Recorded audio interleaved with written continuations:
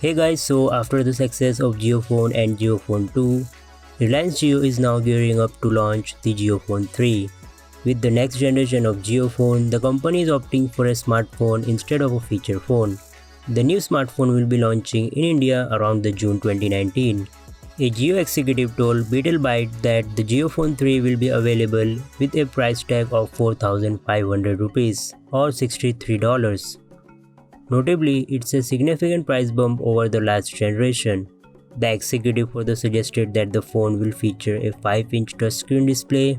It will come with 2GB of RAM and 64GB of onboard storage, which will be expandable using microSD card slot.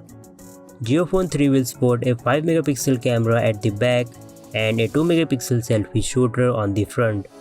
The Jio executive also said that the Reliance Jio will start filling up the stocks at the offline stores in July. Interested customers can pre-order their device in the month of July and can take home their JioPhone 3 in August. The smartphone will be available for purchase via Jio stores, Reliance digital stores and Jio's official website. As of now, we don't have any information on what operating system will the smartphone run on.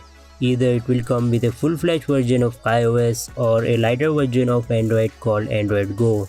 Besides that, the phone will be unveiled in June this year. The sales will start a month after the launch, and JioPhone 3 is expected to hit the offline stores by August as stated in the report. As I said, the pricing is rumored to around 4,500 rupees, which is pretty standard pricing for the specs in this segment. Let me know what do you think of the new JioPhone 3. Also, don't forget to hit the like button and subscribe for more videos like this, and I will see you in my next video.